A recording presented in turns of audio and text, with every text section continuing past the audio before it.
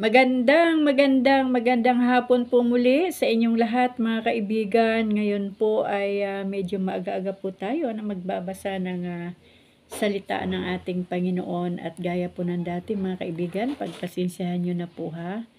Kung tayo po ay ganyan lang ang inyong nakikita habang ako po ay nagbabasa ng salita ng Diyos.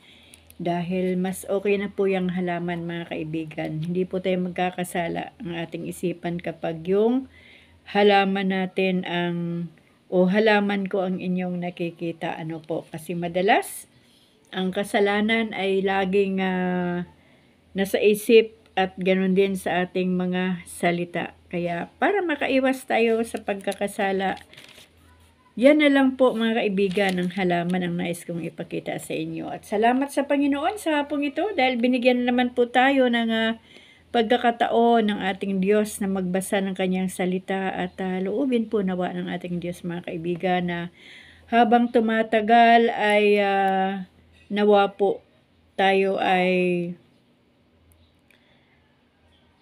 maging malalim ang ating pananampalataya sa Panginoon. Ayan, sorry naman, medyo loading po ang inyong Lola Rayleigh. Kaya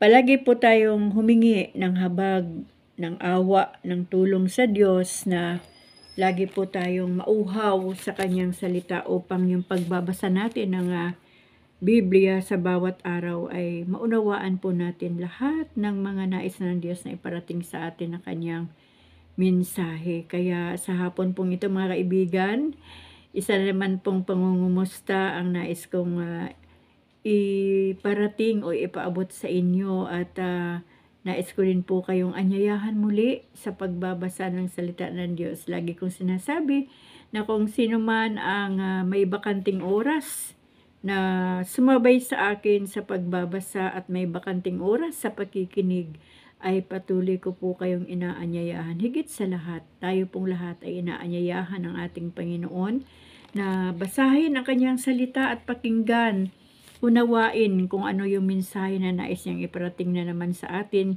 ngayong hapon. Sa lahat ng ating mga kaibigan sa iba't ibang bansa, kamusta po kayo? Nawa po ay nasa mabuting kalagayan lamang po kayo riyan at ganoon din po sa aking mga kababayan, mga kaibigan dito sa ating bansa, sa bansang Pilipinas. Ang pinakamagandang bansa na ibinigay ng Diyos sa buhay ng mga Pilipino. Ano po? So mga kaibigan, ngayon po ay simulan na po natin ang Jeremias o Jeremiah sa English, ano po, pero nasa Tagalog version po tayo. Kaya dito po tayo sa Tagalog dahil tayo po ay mga Pilipino. At maganda naman po kapag Tagalog po ang ating ginagamit na salita ng Diyos dahil o binabasa dahil mas maunawaan po ng nakararami. Ano po? Ito po yung ang sulat ni Jeremias. Basahin ko po yung panimula ng Jeremias. Sabi po dito, si Propeta Jeremias ay nabuhay noong huling bahagi ng ika-7 siglo at unang bahagi ng ika-6 na siglo BC. Sa loob ng kanyang mahabang paglilingkod, binabalaan niya ang bayan ng Diyos tungkol sa kapahamakang darating dahil sa pagsamba nila sa mga Diyos-Diyosan at iba pang kasalanan. Nakita niya ang katuparan nito na ang Jerusalem ay masakop ng Babylonia. Winasak ni Haring Nabucodonosor ang lungsod at ang templo. Itinapon sa Babylonia ang nabihag na hari ng Juda at maraming mamamayan. Hinulaan din niya ang magaganap na pagbabalik ng mga itinapon at ang muling pagtatayo ng bansa. Ang aklat ni Jeremias ay nahahati sa sumusunod. Una, ang pagkatawag kay Jeremias. Pangalawa, mga pahayag ng Diyos sa Juda sa kanyang mga pinuno ng panahon ng paghahari ni na Hosias, Joachim at Sadikayas. Pangatlo, kasulatan mula sa aklat talaan ni Baruch, ang kalihim ni Jeremias, kabilang ang iba't ibang hula at mahalagang pangyayari sa buhay ng propeta. Pang-apat, mga pahayag mula sa Panginoon tungkol sa iba't ibang bansa. Pang-lima, apindising pangkasaysayan na nag-uulat tungkol sa pagbagsak ng Jerusalem at pagkakatapon sa Babylonia. Si Jeremias ay isang lalaking may malambot na kalooban at labis na nagmamahal sa kanyang mga kababayan. Hindi siya ibig magpahayag ng kahatulan sa kanila dangat kinakailangan. Sa maraming bahagi ng aklat na ito ay inilahad niya ang mga hirap na kanyang tiniis dahil sa pagkatawag sa kanya ng Diyos na maging propeta. Ang salita ng Panginoon ay parang apoy sa kanyang puso, hindi niya ito masugpo.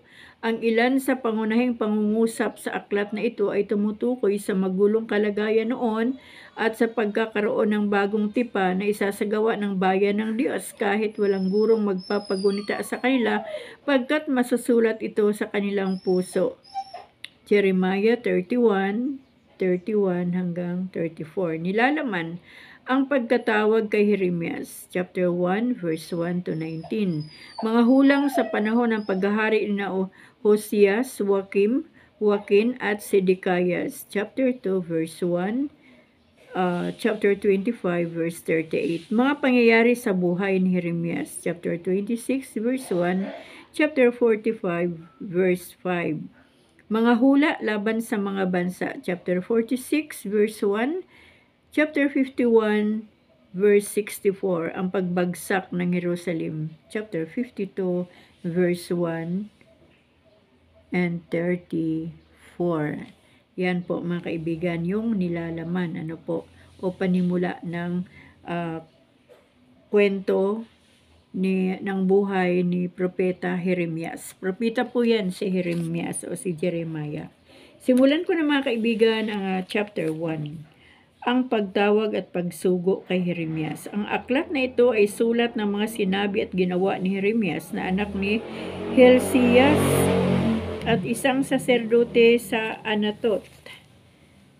Sa lupain ng lipi ni Benjamin, kinausap siya ni Yahweh noong 13 taon ng paghahari sa Juda ni Haring Hosias, anak ni Haring Amon. Muli siyang kinausap ni Yahweh nang ang hari na may si Joachim na anak ni Hosias. Makailang bisis pa siyang kinausap pagkaraan noon hanggang sa mga taga-Jerusalem ay mabihag at mapatapon sa ibang bansa. Naganap ito noong 5 buwan ng 11 taon ng paghahari ni Sedekias na anak din ni Hosias.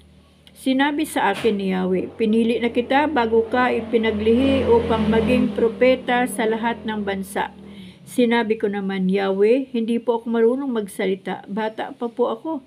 Subalit sinabi niya sa akin, huwag mong sabihing bata ka, sinusugo kita kaya't humayo ka, ipahayag mo sa lahat ang aking iuutos sa iyo. Huwag mo silang katatakutan pagkat ako'y sasa iyo at iingatan kita. Akong si Yahweh ang nagsasabi nito. Pagkatapos, iniunat ni Yahweh ang kanyang bisig, hinipo ang mga labi ko at sinabi, hayan, ibinibigay ko sa iyo ang dapat mong sabihin. Ibinibigay ko rin ngayon sa iyo ang kapangyarihan sa mga bansa at mga kaharian. Sila'y bunutin at ibagsak, lipulin at iwasak, ibangon at itatag. 2 pangitain. At tinanong ako ni Yahweh, Jeremias, ano ang nakikita mo? Sanga po ng almendra, sagot ko. Tama, sabi ni Yahweh. At ako'y magbabantay pagkat ibig kong matiyak na magaganap nga ang aking sinalita. Muli akong tinanong ni Yahweh, ano pa ang nakikita mo? Sumagot ako, nakikita ko po sa gawing hilaga ang isang kaldirong kumukulo ang laman, halos tumagilid na sa gawing ito. At sinabi niya sa akin, mararanasan ng lahat ng naninirahan sa lupaing ito ang isang sakunang magmumula sa hilaga. Pakinggan mo ito. Tinatawagan ko ang lahat ng bansa sa hilaga, darating silang lahat at ang mga hari nila'y maglalagay ng kani-kanilang luklukan sa harap ng pintuan ng Jerusalem at sa paligid ng muog nito. Gayon din ang gagawin nila sa ibang mga lungsod ng Juda. Sa gayong paraan, parurusahan ko ang mga lungsod na iyon dahil sa pagtalikod nila sa akin. Sila'y nagsunog ng kamanyang patungkol sa ibang mga Diyos at sumamba sa mga Diyos-Diyosang sila na rin ang gumawa. Magpakatapang ka. Humayo ka at sabihin mo sa kanila ang lahat ng iuutos ko. Huwag kang matatakot sa kanila ngayon. Pag hindi ka sumunod sa akin, lalo kang matatakot kung naroon ka na sa kalagitnaan nila. Pakinggan mong mabuti ito, Jeremias. Ang bawat isa sa lupaing ito, ang mga hari ng Juda, ang mga pinuno, ang mga saserdote at ang buong bayan ay sasalungat sa iyo, ngunit gagawin kitang sintibay ng isang lungsod na naliligid ng mga muog. Sintatag ng haliging bakal o pader na tanso, hindi kanila matatalo sapagkat ako ang nag-iingat sa iyo, akong si Yahweh ang nagsasabi nito. Chapter 2, ang paggalingan ng Diyos sa Israel. Sinabi sa akin ni Yahweh na pumunta ako sa Jerusalem at ipahayag ito sa lahat ng naroroon. Natatandaan ko ang iyong katapatan noong bata ka pa, mahal na mahal mo ako nang tayo'y bagong kasal. Sinundan mo ako sa gitna ng disyerto, sa gitna ng lupaing walang tanim na anuman. Israel, ikaw ay akin lamang. Ikaw ang pinakamainam na bahagi ng aking ani.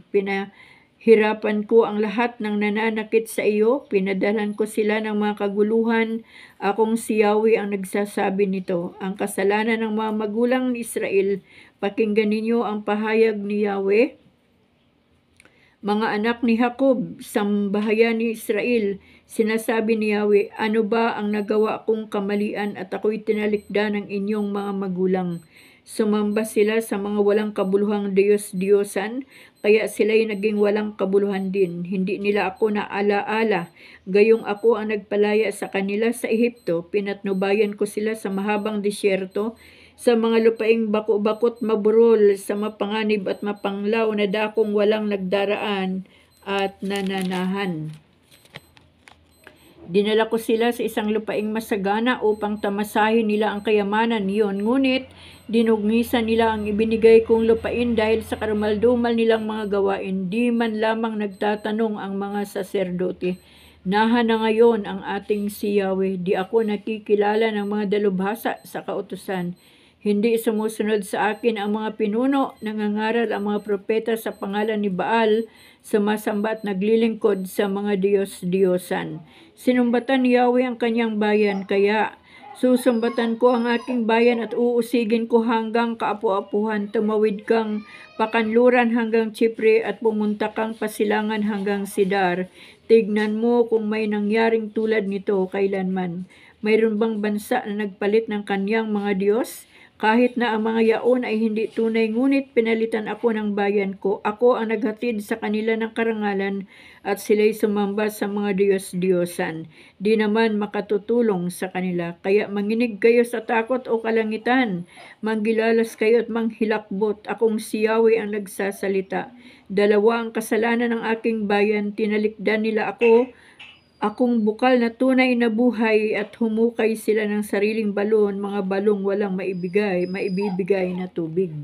Ang ibubunga sa pagtataksil ng Israel, hindi alipin ng Israel nang siya isilang, ngunit bakit siya pinaghahanap ng kanyang mga kaaway? Sila'y parang mga liyong umaatungal habang nilalapa ang Israel, winawasak nila ang kanyang mga lupain, iginiba ang kanyang mga lungsod kaya't wala ngayong tumatahan doon. Binasag ng mga taga-Memphis at taga-Taphnes ang kanyang bungo. Ikaw na rin, Israel, ang dapat sisihin sa nangyari sa iyo.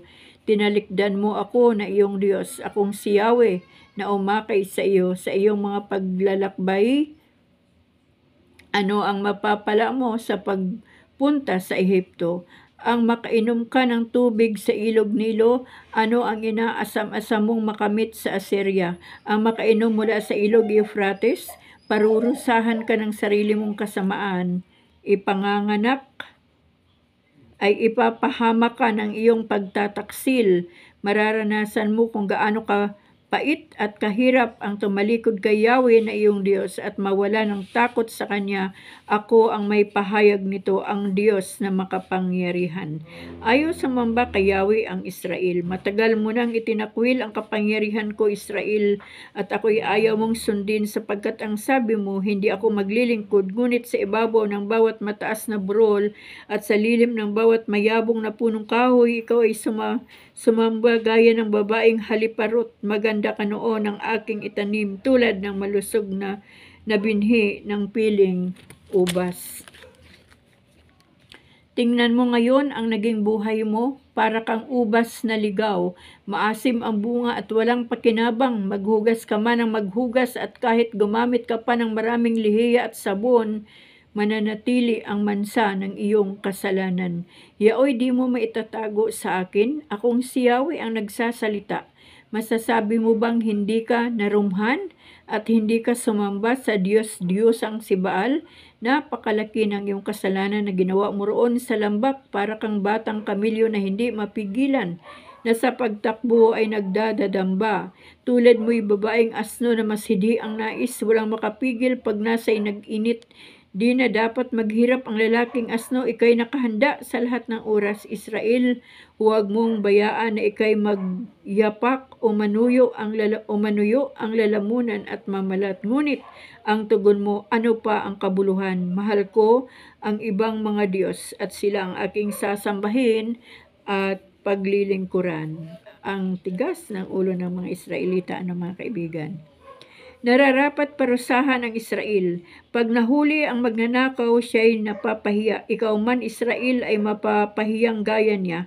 Kayong lahat, mga harit, prinsipeng maharlika, mga saserdote at mga propeta, mapapahiya kayong lahat na nagsasabi sa punong kahoy, ikaw ang aking ama, at sa bato, ikaw ang aking ina. Mangyayari ito pagkat ako'y itinakwil ninyo sa halip na kayo maglingkod sa akin. Ngunit kung kayo ay naghihirap, hinihiling ninyo sa akin na iligtas ko kayo. Nahan ang mga Diyos-Diyos ang inyong ginawa. Tignan natin kung kayo'y maililigtas nila. Judah, sindami ng iyong lungsod ang iyong mga Diyos. Akong si Yahweh nagtatanong, ano ang sumbong ninyo laban sa akin? Lahat kayo'y mga sawail. Wala na kayong ginawa kundi kalabanin ako. Kayo'y aking pinarurusahan, ngunit di rin kayo nagbago. Para kayong mababangis na leon, pinagpapatay ninyo ang inyong mga propeta. Mataman ninyong pakinggan ang mga sinasabi ko. Kayo na ang magsabi, wala ba kayong pakinabang sa akin? Ako ba'y naging parang tigang na lupa? Bakit sinasabi ninyo na inyong gagawin ang maibigan at hindi na kayo lalapit sa akin? Malilimutan ba ng dalaga ang kanyang mga hiyas o ng babaeng ikakasal ang kanyang igagayak? Subalit ako'y nalimutan ng sarili kong bayan ng napakahabang panahon. Alam mo kung paanong aakitin ang mga lalaki. Talo mo pa ang masasamang babae sa iyong paraan. Ang kasuotan mo'y tigmak sa dugo na dukha at walang malay, sa dugo ng mga taong di kailanman pumasok sa iyong tahanan. Gayunman ang sabi mo'y, wala akong kasalanan, hindi nagalit sa akin si Yahweh datapwat. Akong si Yahweh ang nagpaparusa sa iyo sapagkat sinasabi mong di ka nagkasala. Bakit? Kay dali mong magpalit ng kaibigan.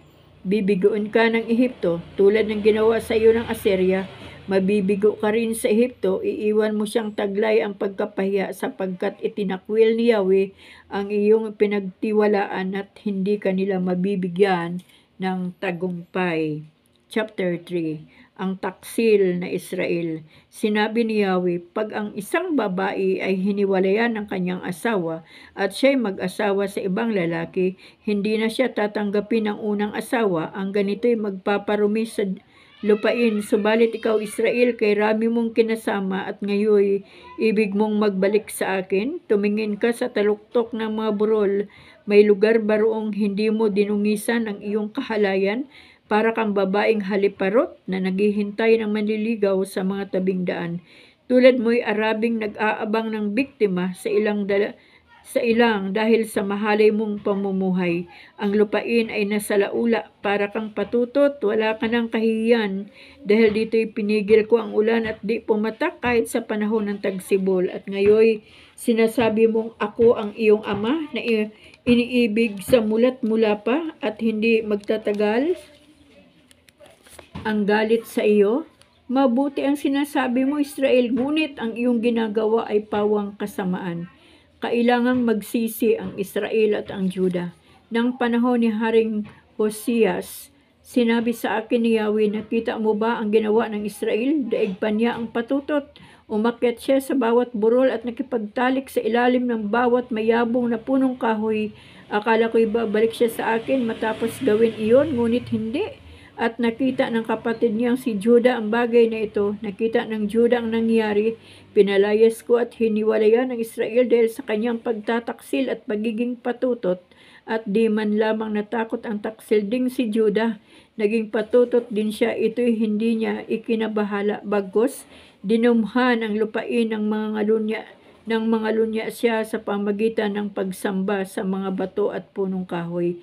At pagkatapos ng lahat ng ito, nagkunwari siyang nanunumbalik sa akin, ngunit hindi taos puso ang ginawa niyang pagbabalik. Akong si Yahweh ang nagsasabi nito. Pagkatapos sinabi sa akin ni Yahweh na bagaman tumalikod sa kanyang Israel, ito'y hindi kasinsama ng Judah. Inatasan niya akong magpunta sa Hilaga upang sabihin sa Israel, manumbalik ka. Taksil na Israel, hindi na kita kagagalitan pagkat ako'y maawain. Hindi magtatagal ang galit ko.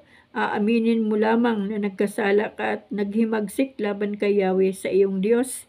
Sa ilalim ng bawat punong kahoy ay ipahayag mo na nakipag-ibigan ka sa kahit sinong Diyos at di ka tumalima sa mga utos ko. Magbalik kayo sa akin, kayo mga nagtaksil, pagkat ako ang inyong Panginoon. Wika pa ni Yahweh, kukuha ako sa inyo ng isa sa bawat bayan at dalawa sa bawat angkan at ibabalik ko kayo sa bundok ng Sion. Bibigyan ko kayo ng mga pinunong tatalima sa akin at sa pamamahalaan nila kayo ng buong katalinuhan at pagkaunawa. At kung dumami na kayo sa lupaing iyon, hindi na pag-uusapan ng mga tao ang tungkol sa kabanang tipan ni Yahweh. Hindi na nila ito kakailanganin, iisipin o gugunitain at hindi rin sila gagawa ng ibang kaban. Pag sumapit na ang panahong iyon, ang Jerusalem ay tatawaging luklukan ni Yahweh. Lahat ng bansay magkakatipon doon upang parangalan ako. Hindi na nila gagawin ang balang maibigan. Magkakaisa ang Israel at ang Judah. Magkasamang babalik mula sa Hilaga at maninirahan sa lupaing ibinigay ko sa inyong mga ninuno upang maging kanila magpakailanman. Sumamba sa Diyos-Diyosan ng Israel, sinabi ni Yahweh, ituring kitang anak Israel at binigyan ng lupaing pinakamainam sa lahat. Pagkat inakala kong kikilanlin mo akong ama at di ka na tatalikod sa akin, ngunit gaya ng taksil na asawa, ikaw ay tumalikod sa akin. May narinig na ingay sa mga kaburulan na nangis ang mga taga-Israel dahil sa mabigat nilang kasalanan. Kinalimutan nila si Yahweh na kanilang Diyos. Manumbalik kayo, sabi ni Yahweh, kayo'y pinatatawad ko na sa inyong kataksilan. Sabihin ninyo, oo, lalapit na kami sapagkat si Yahweh ang aming Diyos. Walang maitutulong sa amin ang mga Diyos ang sinasamba namin sa kaburulan. Si Yahweh lamang ang aming Diyos, ang tunay na makatutulong sa Israel dahil sa aming pagsamba kay Baal ay wala sa amin ang lahat ng bagay na pinaghirapan ng aming mga ninuno. Mula pa sa aming kamusmusan ang aming mga anak, mga hayop at mga kawan, dapat kaming manliit sa kahihiyan sapagkat kami nagkasala kay Yahweh. Kami at ang aming mga ninuno mula sa pagkabata, hindi namin dininig ang kanyang tinig. Chapter 4, isang panawagan upang magsisi. Ganito ang sabi ni Yahweh, mga taga-Israel, kung kayo'y manunumbalik sa akin, kayo lumapit, ang mga Diyos-Diyosan ay inyong itakwil at mamalagi kayong tapat sa akin. Kung magkagayon, magiging totoo at makatwiran ang inyong panunumpa sa aking pangalan. Hihilingin ang lahat ng bansa na sila'y aking pagpalain at pupurihin nila ako. Ganito naman ang sabi ni Yahweh sa mga taga-Juda at taga-Jerusalem, bungkalin ninyo ang lupa na malao ng di tinatamnan. Huwag ninyong ihasik ang binhi sa gitna ng dawagan. Tupdin ninyo ang inyong tipan at italaga sa paglilingkod sa akin ang inyong buhay. Kung hindi, mag-aalab ang puot ko dahil sa inyong di masugpong kasamaan. Binantaang sakupin ang Juda. Sa buong lupa'i, hipan ang pakakak, isigaw ang malinaw at malakas, mga taga-Juda, taga-Jerusalem. Magtago kayo sa muog ng inyong mga lungsod, ituro ang daang patungo sa Sion, magkubli na kayo, huwag magpaliban. Mula sa hilagay para raratingin ni Yahweh ang lagim at pagkawasak, parang liyong lumitaw ang magwawasak ng mga bansa. Lumakad na siya upang wasaking ganap ang Juda. Ang mga lungsod nito'y duduruging lahat at wala nang maninirahan doon.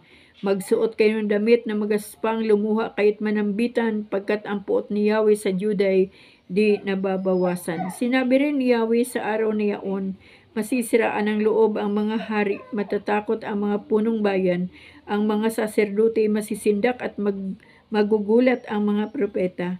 At sinabi ko, Yahweh, nilinlang ninyo ang taga-Jerusalem, sinabi ninyong iiral ang kapayapaan, ngunit ngayon isang tabak ang nakaambas sa kanila. Dumating na ang panahon na sasabihin sa taga-Jerusalem, humihihip mula sa disyerto ang nakapapasong hangin patungo sa bayan ko. Ito'y hindi upang linisin silang lahat ng trigo kung pinahahanginan. Mas malakas ang hanging aking padala upang hampasin ang bayan ko. Ako si Yahweh ang magpaparusa ngayon sa kanila. Napaligiran ng mga kaaway ang Juda, masdan ninyo, dumarating na parang mga ulap ang kaaway. Parang ipo-ipo ang kanilang sasakyan, pandigma, mabilis pa sa agila ang mga kabayo. Tayo'y nanganganib, ito na ang wakas. Talikdan mo, Jerusalem, ang iyong kasalanan upang magkamit ka ng kaligtasan hanggang kailan ka mag-iisip ng masama. Isang sugo mula sa Dan at tagapagbalitang kabundukan ng Ephraim ang nagpapahayag ng malagim na balita, magbabala sa mga bansa at sabihin sa mga taga-Jerusalem, dumarating na ang kaaway mula sa malayong lupain at maalingaw-ngaw ang kanilang sigaw pandigma laban sa mga lungsod ng Juda. Paliligiran nila ang Jerusalem, parang bukid na ligid ng mga tanod, sapagkat ang mga taga-roon ay naghimagsik laban kay Yahweh. Ikaw rin, Juda, ang dapat sisihin sa parusang darating sa iyo. Ito'y bunga ng mga kasalanan mo at madarama ng iyong buong katawan ang hirap ng parusang iyan. Nagdadalamhati si Jeremias dahil sa kanyang mga kababayan. Ang kirot ay di ko halos matagalan. Kumakaba ang aking dibdib. Hindi ako mapadagay. Ang mga trompeta at ang sigaw ng digma ay siya kong naririnig. Sunod-sunod ang kapahamakang dumarating sa bayan. Ang mga tolda ay biglang bumagsak at napunit ang mga tabing. Hanggang kailan magtatagal ang paghahamok at maririnig ang tunog ng trompeta. At sinabi ni Yahweh, napakamangmang ang aking bayan. Hindi nila ako nakikilala. Tulad nila ay mga batang wala pang pangunawa. Sanay sila sa paggawa ng masama, ngunit hindi marunong gumawa ng matuwid. Ang pangitain ni Jeremias tungkol sa darating na pagkawasak. Pagkatapos ay tiningnan ko ang sanlibutan, wala itong hugis o anong kaanyuan, at sa langit ay walang tanglaw. Tumingin ako sa mga bundok at mga burol, ang mga ito'y parang nililindol, walang tao roon, wala kahit isa, pati mga ibon ay nagliliparan na. Ang masaganang kabukiran ay naging ilang, wasak ang mga lungsod dahil sa matinding puot ng Diyos. Sinabi ni Yahweh, masasalanta ang lupain, ngunit di ko lubusang wawasakin. Tatangis ang sanlibutan, magdidilim ang kalangitan. Sinabi ni Yahweh ang ganito, at ang isip niya di magbabago, na kapag pasya na siya at di na mag-iiba pa.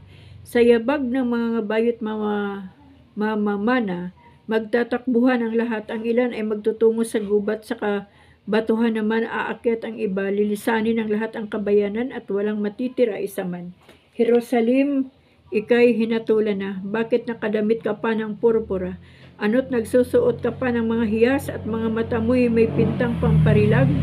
Pagpapaganda mo'y wala ng saysay, iniwan ka na ng iyong mga kasintahan, balak pa nilang ikaw ay patayin. Narinig ko ang pagdaing gaya ng babaeng nanganganay. Ito ang taghoy ng naghihingalong Jerusalem. Ito na ang wakas ko. Haya na sila upang patayin ako. Chapter 5. Ang kasalanan ng Jerusalem. Mga taga-Jerusalem, magmasid-masid kayo. Libutan ninyo ang mga lansangan at buong paligid. Maghanap kayo ng mga pamilihan. Kung mayroon kayong masusumpungang isa pang taong tapat at makatarungan. Kung magkagayon, patatawarin ni Yahweh ang Jerusalem. Nanunumpa nga kayo sa pangalan ni Yahweh, ngunit ang inyong sinasabi di taos sa inyong puso. Hinahanap ni Yahweh ang katapatan ng kayo'y parusahan niya. Di ninyo pinansin ang kirot? Pinarusahan na niya kayo, ngunit hindi pa kayo nagbago.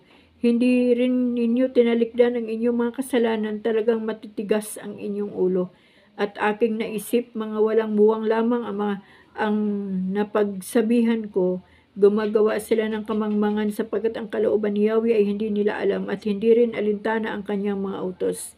Pupuntahan ko ang mga may kapangyarihan at silang aking pangungusapan. Natitiyak kong alam nila ang kalooban ni Yahweh, batid nila ang ipinag-utos ng Diyos. Ngunit pati ang mga ito'y naging sawail at ayaw nilang magsisi at magbalik loob. Dahil dito, sila'y papatayin ng mga leon mula sa gubat, lalabas mula sa ilang ang mga asong gubat at sila'y sisilain. Maglilibot sa kanilang lungsod ang mga leopardo upang lurayin ang sinumang makita. Sapagkat napakarami na ng kanilang pagkakasala at maraming ulit na nilang tinalikdan ang Diyos. Ang tanong pa ni Yahweh, bakit ko pa kayo patatawarin?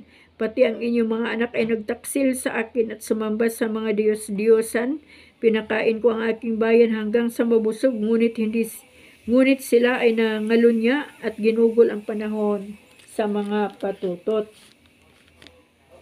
Para silang mga kabayong putro, nagpupumiglas dahil sa matinding nasa. Di ba mararapat na parusahan ko sila? Di ba dapat kong pagdusahin ang bansang ganito? Aatasan ko ang kanilang mga kaaway na sirain ang ubasan nila, subalit huwag naman silang pupok sa lubusan. Hayaan kong putulin ang kanilang mga sanga, sapagkat ang mga ito'y hiwalay na sa akin. Kayo mga mamamayan ng Israel at ng Juda, kayo'y pare-parehong nagtaksil sa akin. Akong si Yahweh ang nagsasalita. Itinakwil ni Yahweh ang Israel. Si Yahweh itinakwil ng kanyang bayan, wala naman siyang magagawa, sabi nila.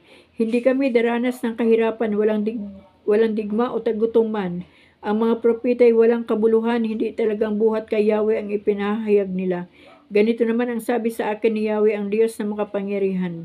Ito ang mangyayari sa mga taong iyan dahil sa kalapastangan ng sinabi nila. Ang aking salitang mamumutawi sa iyong bibig ay magiging parang apoy at sila'y parang tuyong kahoy na tutupukin nito. Mga taga-Israel, papayagan ni Yahweh na salakayin kayo ng isang bansang buhat sa malayo, isang malakas at matandang bansa na ang wika'y hindi ninyo maunawaan.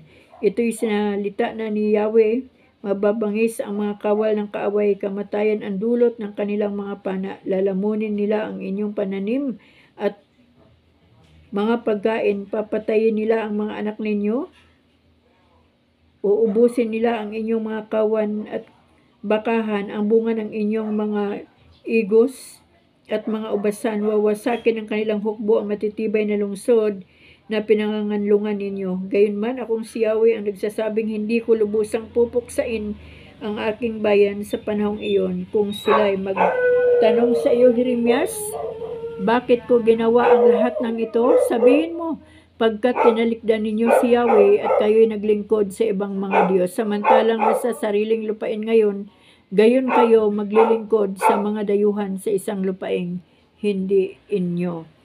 Nagbabala ang Diyos sa kanyang bayan. Sabihin mo sa mga inapo ni Jacob, sabihin mo sa mga taga-Juda, makinig kayo mga mangmang na may mga mata ngunit di makakita, may mga tainga ngunit di makarinig. Bakit di kayo matakot at manginig sa harapan ko? Ako ang naglagay ng buhangin upang maging hangganan ng karagatan. Palagi ang hangganan at di mababagtas. Kahit magngalit ang dagat at tumaas ang mga alon, hindi sila makakalampas dito. Subalit kayo mapaghimagsik at matitigas ang ulo, tinalikdan ninyo ako at nilayuan. Hindi man lamang ninyo iniisip ng parangalan si Yahweh ng inyong Diyos, gayong siya ang nagbibigay ng ulan sa takdang panahon at nagpapasapit ng panahon ng pag-aani taon-taon. Nahadlangan ng inyong kasamaan ang mabubuting bagay at dahil sa inyong kasalanay, hindi ninyo ito nakamtan. Tumira sa aking bayan ang masama't liko, mga nanguhuli ng ibon ang katulad nila. Ang kaibahan lamang ang binibihag nila'y mga tao, kung paanong pinupuno ng isang mga ngaso ang kanyang hawla. Nang huli niyang mga ibon, gayon nila pinupuno ng mga ninakaw ang kanilang mga bahay. Kaya sila mabibilis yumaman at nasa kanila pa rin ang kapangyarihan. Lagi silang busog at matataba.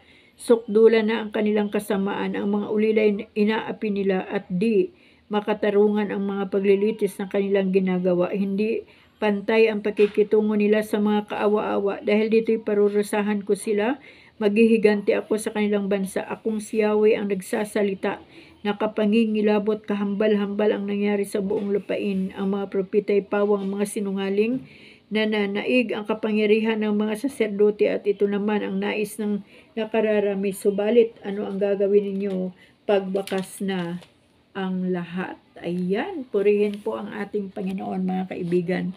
Alam niyo po, sa binabasa ko ng paulit-ulit, walang ibang dahilan na ikinagagalit ang Diyos sa buhay ng mga Israelita at sa mga taga-Juda, kundi yung kanilang paglilingkod, pagkikilala sa kanilang mga Diyos-Diyusan, sa mga kahoy na ginawa nilang Diyos-Diyusan, sa mga bakal o bato na ginawa nilang Diyos-Diyusan. Ano mga kaibigan, wala po akong nakita o nabasa dito na ibang dahilan pa ng pagsuway ng Israel kay Yahweh, kundi yung kanilang paglilingkod at pagkilala sa mga Diyos-Diyosan.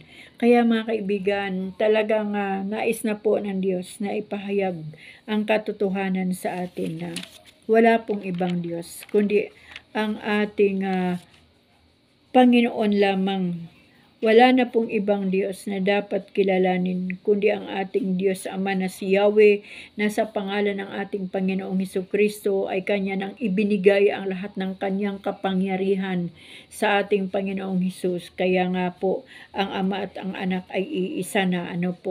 Kaya mga kaibigan, unawain po natin mabuti ang salita ng Diyos upang kung meron man po tayong mga Diyos-Diyusan sa ating mga buhay, hindi po lamang mga ribulto ang tinutukoy na Diyos-Diyusan. Kung saan po naroon ang ating puso, yun po ang ating Diyos-Diyusan. Kung sino po yung mahalaga sa atin ng higit pa sa ating Panginoon, yun po ay ating mga Diyos-Diyusan. Kung sino po yung sinusunod natin ng higit pa sa salita ng Diyos, yun po ang Diyos-Diyusan. Kaya mga kaibigan ko, mga kababayan ko, mga kapatid ko kay Kristo, sa lahat ng aking mga kadugo na nakakarinig ng aking binabasa na salita ng Diyos, hindi po sinungaling ang salita ng Diyos. Ito po ay makatotohanan. Kaya habang may oras pa mga kaibigan, gawin na po natin yung paanyaya po ng ating Diyos na manumbalik na sa Kanya at magsisi, aminin na nagkasala tayo sa Kanyang harapan, upang sa ganon ay mawala na ng lubusan yung galit ng Panginoon at makamtan na po natin yung biyaya ng Diyos, na tamang biyaya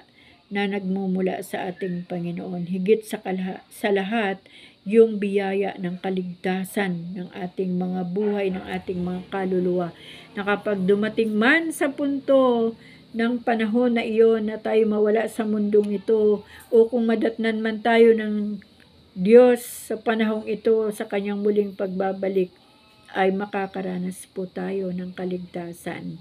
Hindi po nagbibiro ang salita ng Diyos mga kaibigan. Ito po ay totoong-totoo, nakakatakot, nakakapangilabot, dahil paulit-ulit na sinabi ng Panginoon sa ating binasa dito sa Jeremiah chapter 1 to verse 5, ay to chapter 5, na akong si Yahweh ang nagsasalita. Lagi niya sinasabi, akong si Yahweh ang nagsasalita. Kaya mga kaibigan, nawa po ay maramdaman natin ang takot, ang banal na pagkatakot sa ating Diyos, at ang banal na pagkatakot sa kasalanan, na hindi po tayo gagawa pa ng mga bagong kasalanan pa na ating idaragdag sa ating mga pagkakasala. Ano mga kaibigan, napansin niyo po ba? Ako po'y nalulungkot. Nakita ko po yung nangyari sa China. Hindi naman po yung mga tao sa China ang kalaban ng Pilipinas. Alam niyo po, may kanya-kanyang leader. Yung mga leader ng Pilipinas at leader ng mga Chinese, yan po ang nag-aaway. Pero tayo pong mga nandito sa bawat mamamayan ng bawat bansa ay ayaw po natin ng kaguluhan. Kanina ay napanood ko na naman po ang Texas, kung paano po dinaanan ng pinakamalakas na bagyo, na nagsasabi yung mga tao doon habang ini-interview ng isang vlogger na sa buong buhay nila, sa tanang buhay nila, doon lang nangyari ang ganun katinding trahedya.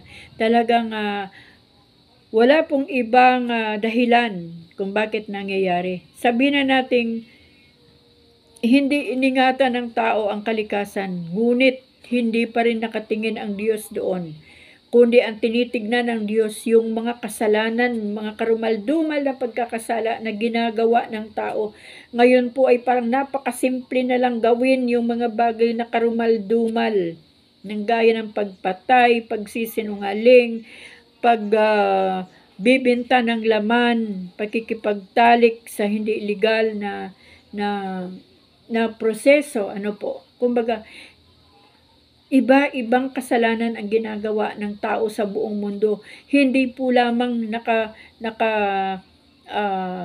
tuon sa Israel ang salita ng Diyos sa hapong ito na ating binasa, kundi sa lahat ng tao sa buong mundo.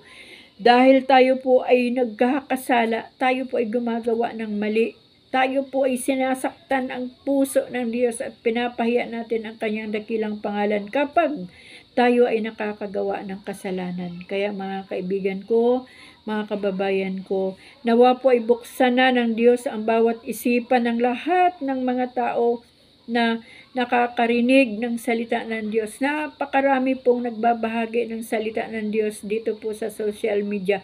Nawa po ay magkaroon po ng panahon ang bawat isa na makinig, magbasa ng salita ng Diyos upang maunawaan po natin kung ano ang mensahe ng Diyos sa hapong ito. Ako, para sa akin, sa sarili kong kaunawaan o yung kaunawaan na binigay sa akin ng banal na Espiritu Santo, si Yahweh ay talagang galit na, ngunit naroon pa rin yung pagpipigil ng kanyang puso, ng kanyang galit, dahil nananawagan pa rin siya na manumbalik na ang tao sa kanya. Manumbalik, magsisi, umamin na nagkasala kay Yahweh at wag nang ulitin pang muli ang kasalanan na ginawa ng tao. Ano po? So mga kaibigan, sana po ay napagpala po tayo muli ng salita ng Diyos. Maraming salamat sa Panginoon sa hapong ito dahil tayo po ay nasa page 729 na. At purihin po ang Panginoon dahil ang Diyos po ay napakabuti sa buhay ko at sa buhay ninyong lahat dahil nakakapagpatuloy po tayong magbasa ng salita ng Diyos. Sabi ko nga po, hindi lang tayo magbabasa, kundi unawain natin ang tuntunin ng Diyos at isa pamuhay natin at makita si Kristo sa ating mga buhay. Kaya mga kaibigan, hanggang dito na naman po magtatapos ang ating pagbabasa ng Biblia ngayong hapon at loobin ni Lord sa araw ng bukas ay makapagpatuloy po tayo sa pagbabasa. At patuloy po akong nagpapasalamat sa Panginoon sa inyong mga buhay, sa lahat po ng ating mga subscribers. Tayo po ay nasa 3,220 subscribers na po dito po sa ating YouTube channel. At maraming salamat po sa inyong lahat, sa mga silent listeners. Maraming salamat po sa mga nabibigyan ko ng saya, ng tuwa, ng galak sa aking mga good vibes na short videos, mga kaibigan. Salamat po, maraming salamat po sa inyo. Sa mga bagong subscribers, maraming salamat po sa inyo at sa aking mga kaibigan na talagang kahit ano na ang sitwasyon ng mundo ay nariyan pa rin at inaantabayanan pa rin ang aking content o ang aking mga tawag dito, mga vlog araw-araw. Maraming salamat po sa inyong lahat. At sa mga hindi pa po nagsusubscribe at gusto pong marinig ang salita ng Diyos, ay sana po ay mag-subscribe din po kayo para po inyo pong maantabayanan ang ginagawa ko dito sa aking YouTube channel. Ngayon po ay pang 135 days na yata natin mga kaibigan. At pinupuri ko ang Panginoon sa 135 days na pagbabasa po natin ng salita ng ating Panginoon. Kung hindi po ako nagkakamali, 134 o 135. At salamat sa Diyos sa kanyang gabay at patnubay sa buhay ko. Kaya mga kaibigan, hanggang dito na lang po muna tayo. Maraming salamat po sa inyong lahat at ang aking dalangin palagi, patuloy tayong pagpalain ng ating Diyos, hindi lamang sa mga material na bagay o sa mga salapi, kundi higit sa lahat ang pagpapalang espiritual ay maranasan natin hanggang sa lumalim ng lumalim ang ating pagkaunawa sa salita ng Diyos, lumalim ng lumalim ang ating relasyon sa Panginoon, tumibay at higit sa lahat lumawak ng lumawak, mamunga at umugat ang salita ng Diyos sa ating buhay upang yung pananampalataya na nais ng Diyos na makita niya sa buhay natin ay patuloy po itong lumago at maibahagi din po natin sa iba. Maraming salamat po sa inyong lahat. Mabuhay po tayong lahat ng mga anak ng Diyos. Purihin si Yahweh sa kanyang kabutihan sa pangalan ng Panginoong Hesus. Amen.